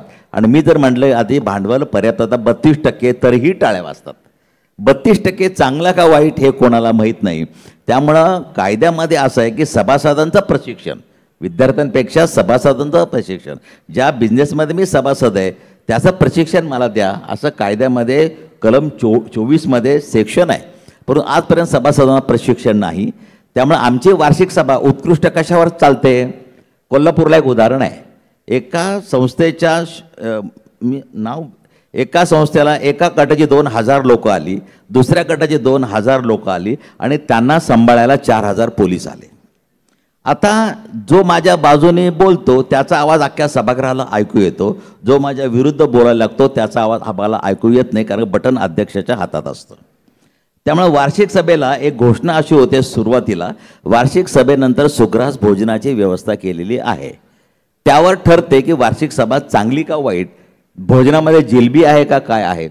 त्यामुळे तुम्ही जे म्हटला प्रशिक्षण ते विद्यार्थ्यांचं नाही आहे, सभासदांचं प्रशिक्षण हे सरकारला अपेक्षित आहे. ते आज कुठेही होताना दिसत नाही. 30,000 लोकांची मेंबरशिप असते, सभेला फक्त 10 लोक, 20 लोक, 30 लोक हजर असतात आणि एका मिनिटात 1 ते 10 विषय मंजूर होतात. त्यामुळे खरं प्रशिक्षण हे सभासदांचं आहे. आज रिझर्व्ह बँकेने एक पेपर काढला होता, त्यामध्ये त्यांनी सांगितलं की सहकारी तत्वांचं पालन देशातल्या सहकारी संस्थांकडून होतं का नाही, तर रिझर्व्ह बँकेचं मत असंही नाही. त्यांनी एक थिसिस केला आहे. त्यामुळे प्रशिक्षण सभासदांचं खूप महत्त्वाचं असं मला वाटतं. हातेकर सर, शेवटचा प्रश्न या चर्चासत्रातला. आर्थिक सक्षमीकरण या गोष्टीची सातत्याने चर्चा होते. त्यात 2 महत्त्वाचे घटक आहेत. एक शेतकरी, म्हणजे वर्षानुवर्षे शेतकऱ्यांचं आर्थिक सक्षमीकरण झालं असं कधीच चित्र दिसत नाही. आणि दुसरा घटक आहे तो महिलांचा, जो आजच्या दृष्टीने देशभरात राजकारणाच्या केंद्रस्थानी आलेला आहे की महिना 1,500 दिल्यामुळं बाईचं सक्षमीकरण होतं असा प्रचार केला जातो. तर या एकूण आर्थिक सक्षमीकरणाच्या सरकारची भूमिका आणि प्रत्यक्ष वास्तव यातलं काय अंतर आहे, तुम्ही काय सांगू शकाल त्या संदर्भात? मला वाटतं पहिला मुद्दा आपण लक्षात घेऊया की पैसे वाटून सक्षमीकरण होत नाही, हे अगदी स्पष्ट आहे. सक्षमीकरण होण्यासाठी संधी लागतात, सक्षमीकरण होण्यासाठी शिक्षण लागतं, सक्षमीकरण होण्यासाठी आरोग्य लागतं, सक्षमीकरण होण्यासाठी पायाभूत सुविधा, रस्ते लागतात, लाईट लागतात, पाण्याची सोय लागते, गॅस लागतो. तर अडचण अशी आहे की सक्षमीकरण सरकारनेच करायचं आहे खरं आहे, पण हे करण्यासाठी सरकारकडे संसाधनं मर्यादित आहेत. महाराष्ट्राचं बघायचं झालं तर आपलं महाराष्ट्राचं साधारण सरकारचं महसुली उत्पन्न 5 लाख कोटीच्या आसपास आहे. या 5 लाख कोटीमध्ये साधारण आपण 2.25-3 लाख कोटी पगार आणि काय व्याज घेतलं असेल, पेन्शन, याच्यावर खर्च करतो. या योजना ज्या आपण याच्यावर आणल्या त्याच्यावर साधारण आता 1,00,000 कोटी आपण खर्च करतो. म्हणजे आपल्याकडे उरले 1,00,000-1.25 लाख कोटीच. त्यात आपल्याकडे काय करायचं आहे, तर महिलांचं सक्षमीकरण करायचं असेल, उदाहरणार्थ तर गावामध्ये पायाभूत सुविधा हवेत का नको, पाणी, नळ, वीज, सांडपाण्याची व्यवस्था, रस्ता असणे, रिक्षा असणे. भारत सरकारची आकडेवारी आहे. भारत सरकारच्या आकडेवारीमध्ये माझ्याकडे भारतातल्या प्रत्येक खेडेगावामध्ये आतमध्ये रस्ता आहे का, पाणी आहे का, वीज आहे का, शाळा असेल तर किती दूर आहे, बँक आहे का, बँक, या सगळ्याची आकडेवारी आहे. याच्यावरनं मी जेव्हा एक इंडेक्स काढला आणि त्याच्यात महाराष्ट्र बघितला तर महाराष्ट्राची परिस्थिती वरनं 27वा नंबर आहे महाराष्ट्राचा. आज महाराष्ट्रामध्ये पुरेसे पोलीस नाहीत. आपल्याकडे 10,000 लोकांच्या मागे 2 पण पोलीस नाही आहेत. त्यामुळे एखादी महिला तक्रार करायला तिचा FIR लिहून घेतलाच नाही, एन्क्वायरी, त्यात ते पण बिचारे पोलिसांना कुठं बंदोबस्त हे ते, कुठं आमदाराला खासदाराला त्याच्याबरोबर फिर, त्यामुळे तक्रारीची दाखलच होत नाही. आज आपल्याकडे अंगणवाडी सेविका आहेत महाराष्ट्रामध्ये, त्यांचं प्रमाण अत्यंत कमी आहे. आपल्याकडे आशा वर्कर आहेत, त्यांचं प्रमाण म्हणजे मध्य प्रदेशमध्ये सुद्धा 10,000 लोकांमागे जवळजवळ 9 आशा वर्कर आहेत, आपल्याकडे 6 का 7 आहेत. आणि त्यांनासुद्धा आपण 3-3 महिने पगार देऊ शकत नाही. मग ह्याचं नुकसान कोणाचं होतं? त्या महिलेच्या मुलाला जर आरोग्य सुविधा मिळणार नसतील, त्या महिलेला जर पाण्याची सोय मिळणार नसेल, त्या महिलेला जर रस्त्यावरचे लाईट मिळणार नसतील, त्या महिलेच्या मुलाला जर अंगणवाडीत जे काय पोषण मिळायला पाहिजे ते मिळणार नसेल, तर मग नुसतं त्या महिलेला पैसे देऊन त्या महिलेचं सक्षमीकरण होईल का? होणार नाही ना. म्हणून आणि आपल्याकडे जर पैसे मर्यादित असतील तर आपण ते पैसे कुठे घातले पाहिजेत? अडचण अशी झाली आहे दुर्दैवाने आपल्या राजकारणामध्ये की ही जी सगळी कामं असतात ना, रस्ते सुधारणे, आरोग्य सुधारणे, शाळा, यांना चेहरा नसतो. त्यामुळे तो एका माणसाला क्रेडिट घेता येत नाही. बँकेत डायरेक्ट पैसे दिले की यांनी दिले म्हणून मग आपल्याला ते नाव घेता येतं आणि ते लगेच दिसतात आणि आपल्याला वाटतं, महिलांना वाटतं की लगेच आपल्याला पैसे मिळाले. पण हे ह्यातनं विकासाची कामं खऱ्या अर्थाने होत नाहीत आणि नुकसान सक्षमीकरण महिलांचंही होत नाही. आणि शेतकऱ्यांचा हाच प्रश्न आहे. म्हणजे आज महाराष्ट्रामध्ये आकडेवारी अशी सांगते की शेतकऱ्याचं मासिक उत्पन्न महाराष्ट्रातल्या सरासरी 11,000 रुपये आहे. त्यातल्या शेतीतनं फक्त 4,000 रुपये मिळतात. बाकीचे 8,000 रुपये तो मजुरी करून किंवा इकडे तिकडे कामं करून, गावाबाहेर वडापावचं दुकान टाकून, कुठेतरी रिक्षा चालवून, घरातला कोणतरी असतो, यातनं उत्पन्न येतं. एक व्यक्तीचं नाही, कुटुंबाचं उत्पन्न आहे. त्यामुळे शेतीच्या बरोबर बाहेरची जी व्यवस्था त्याची आहे, शेतीला पूरक जे उद्योग आहेत, हे उद्योग अधिक सक्षम करणे, शेतीमधली उत्पादकता शेवटी हे वाढणार कधी? शेतीमध्ये संशोधन वाढेल, शेतीमध्ये पायाभूत सुविधांमध्ये गुंतवणूक वाढतील, सप्लाय चेन त्याच्या व्यवस्थित बिल्ड होतील. आता उदाहरणार्थ आमच्या वाईमध्ये स्ट्रॉबेरी करतात, ब्लूबेरी करायला लागलेले आहेत वाईमध्ये. आणि वाईला मार्केट कुठलं आहे? वाईतल्या शेतकऱ्यांना स्ट्रॉबेरीचं मार्केट बंगलोर मार्केट आहे. बंगलोरला ती स्ट्रॉबेरी 8 तासात पोचायला लागते, नाही तर खराब होते. 8 तासात वाईतनं बंगलोरला स्ट्रॉबेरी पोचवायची कशी? पाचगणीमध्ये एक माणूस होता, त्याच्याकडे 8 ट्रक होते. त्यांनी या धंद्यामध्ये ट्रक द्यायला सुरुवात केली, त्याचे 7 ट्रक ॲक्सिडेंटमध्ये गेले, एकच ट्रक उरला आहे त्याच्याकडे आता. तर हे ज्या पायाभूत इन्फ्रास्ट्रक्चर, एक कॉरिडॉर का होऊ शकत नाही कोल्ड स्टोरेजचं? तर या ज्या गुंतवणुकी व्हायला पाहिजेत त्या कधी होतील आपल्याकडे? जेव्हा आपल्याकडे पैसे असतील ना. आपण जर पैसे असेच वाटत राहिलो मतांसाठी, आणि मग ती पात्रता पण आपण तपासून बघितली नाही मतदान होईपर्यंत, तर काय सिग्नल जातो आपल्याकडे? ह्याच्यावर आपण सगळ्यांनी गंभीरपणे विचार केला पाहिजे, कारण आपल्या सगळ्यांच्या भविष्याचा प्रश्न आहे. धन्यवाद sir. Vidyadhar Anaskar sir, Jayraj Salgaonkar sir आणि नीरज हातेकर सर, तुम्हा तिघांनाही मनापासून धन्यवाद. जागतिक मराठी अकादमी रयत शिक्षण संस्थेच्या वतीनं तुम्ही इथं आलात आणि आजच्या या चर्चासत्रात सहभागी होऊन आपलं मौलिक मार्गदर्शन केलं त्याबद्दल. हे सत्र इथं संपलेलं आहे. यानंतर या संमेलनाचा समारोप समारंभ लगेचच सुरू होईल. अगदीच लगेचच आपण समारोपाला सुरुवात करतो आहोत. या सर्व मान्यवरांचं आणि त्यांच्या संवादकांचे मी मनापासून आभार मानते. आणि 3 दिवस चाललेल्या या संमेलनाचा समारोप तुमच्या सगळ्यांच्या उपस्थितीमध्ये आपण सुरू करतो आहे.